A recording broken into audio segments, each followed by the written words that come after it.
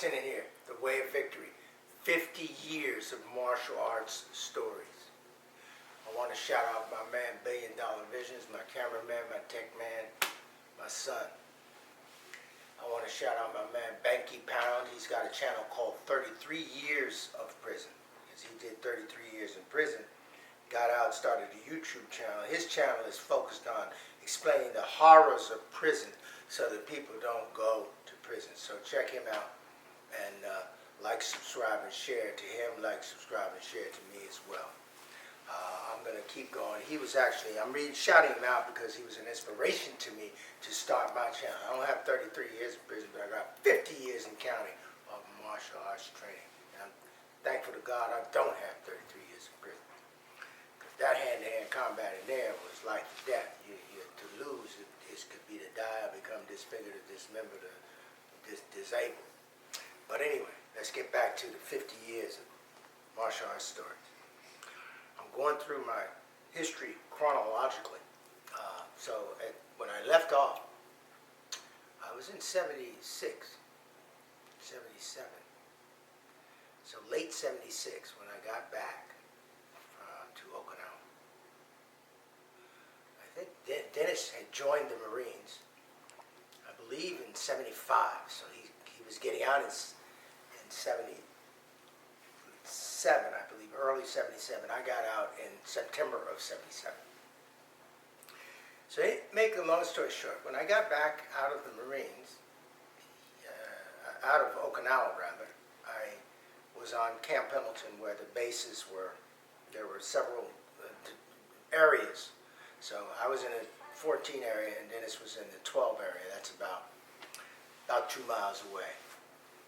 So we were looking forward to seeing each other, and he wanted to see how much better I got, and I wanted to see how much better I got, and we could always test each other because we came up together. A few words about Dennis. He's a different type of character than I am. He's a natural fighter. I'm a trained fighter. I'm not really, my normal state is not violent. I wanted to embrace it as I got into fighting, but I'm really more of a kind, gentle person deep down inside, which is what's coming out now in my old age. But that time I was on the path. I'm a Marine, and I'm learning I'm a trained fighter. And but Dennis was the toughest kid in the high school before karate. I mean, he got into karate already knowing how to fight, like street fight. And so when his first day in the class, he could actually beat up. You know, he wouldn't let them throw their techniques just because it was a technique and they were a higher belt. So he could beat up everybody. Everybody kind of was afraid of him. The first day in class, he actually beat up one of the black belt instructors. I mean, he was that good at fighting. So I just wanted to give you that background. I know I've said it before, but in case you're listening to for the first time. So Dennis was my friend before he got into karate, and we used to always play fight. He was a tough, rough and tumble dude, and like I say, he was the toughest kid in the school, but we used to, slap box and play like we knew karate. But once I started taking karate, I started catching him with some stuff that he wasn't aware of, and he said, okay, I'm going to start taking that shit.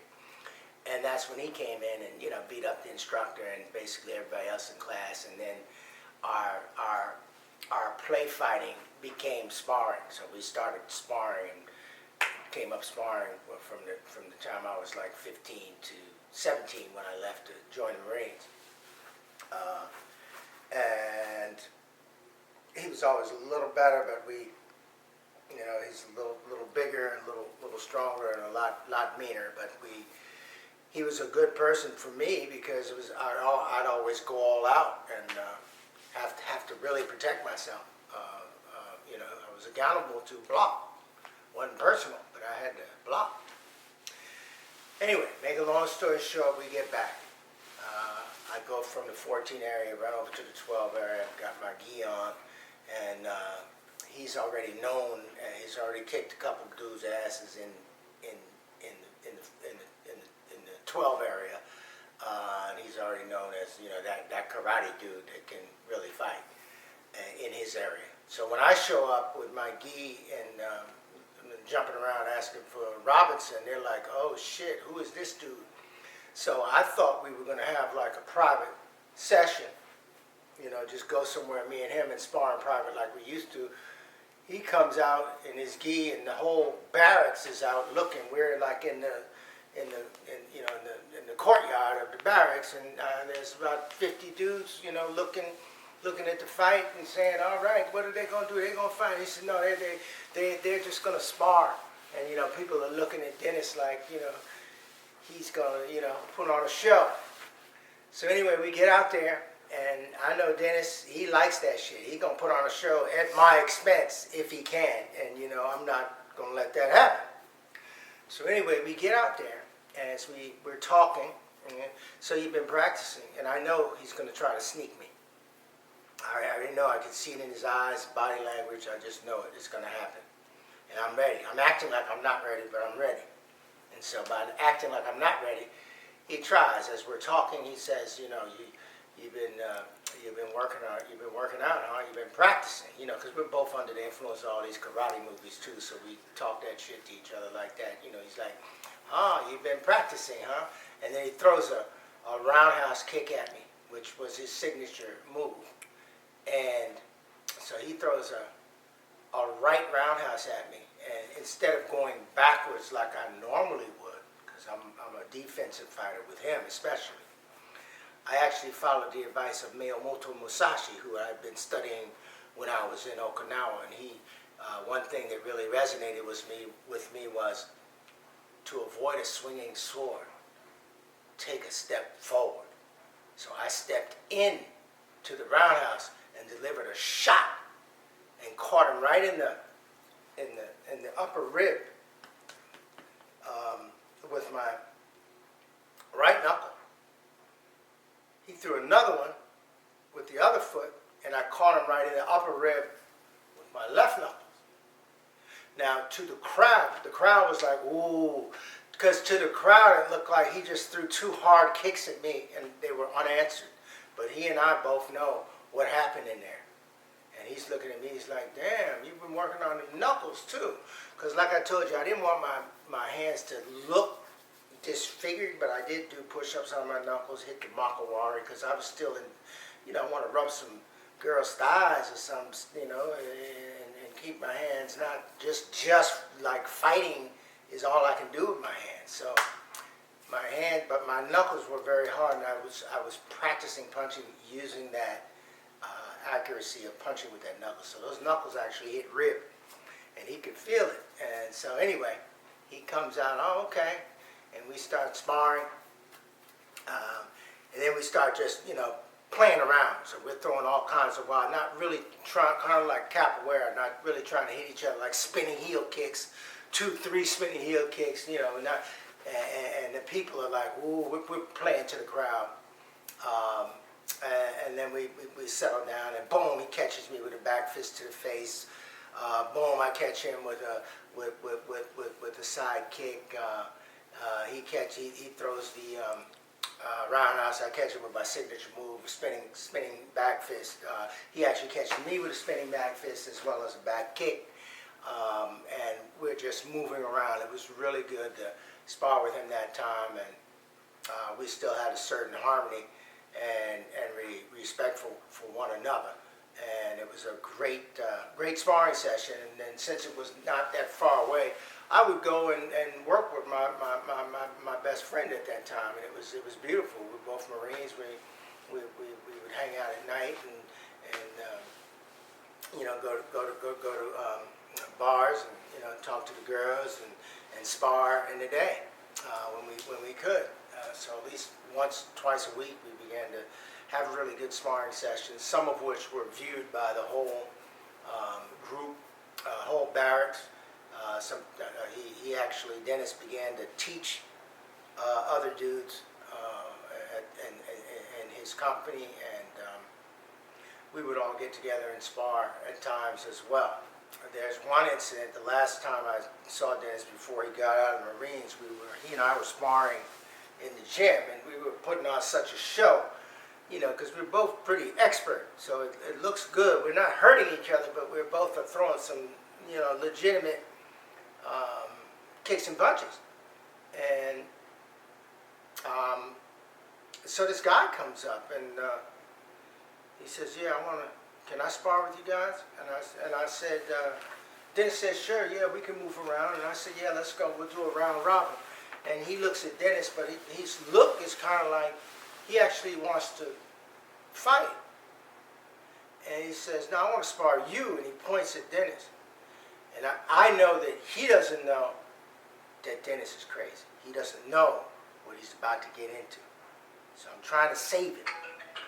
So I tell him, I said, "Well, no, we'll just do a round robin, man. We're not trying to really go out." No, we can go out. And I can tell Dennis is shifting. He's still got like a regular face, but I know him. I can feel the energy. And then the guy's like, "No, you can go all out." And he said, "Well, let's me and you move around." And he steps closer to Dennis and says, "I want to spar you." Now, let me tell you this. This dude is about 6'2". Dennis is about 5'11", 185 at that time. Cut up, you know, and lean and mean, but about 185. This dude is about 6'2", about 225. He's kind of cut up, not quite to the degree that we were, but he's kind of cut up. He's fit. He's young Marine too. You know, he's probably we're probably 20, 21. He's probably about 21, 20, 21, 22. I mean, it was pretty. But he had that size. I think he thought that size was going to be a deciding factor.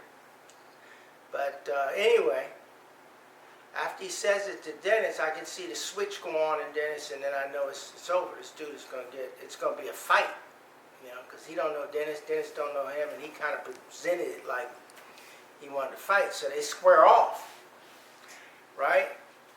And Dennis does a full rotation roundhouse. As soon as they squared off and said go, Dennis got a right roundhouse kick. So roundhouse is here. So roundhouse kick like that. So the full roundhouse kick came and hit the guy right in the nose. And the guy fell down, his nose bleeding, blood all over the mat.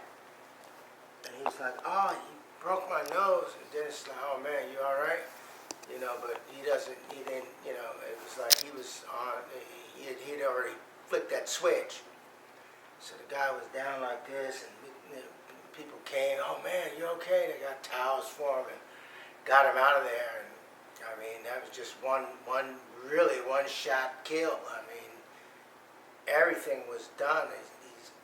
He was in that same area, the 12 area where Dennis was, but he said he saw him about a week or so later, and he had like a metal thing on his nose, and so his nose had been broken, and like purple under his eyes, and this thing went all around his head, and they had to reset his nose. So it was a devastating kick. I mean, he just caught him, you know, in flush. And that was the last time I sparred him before I got out of the Marine Corps. And then I was continuing to train in different arts. And then I was in Chinatown in Los Angeles one weekend. And I ran into a Kung Fu demonstration. And I saw Buck Sam Kong.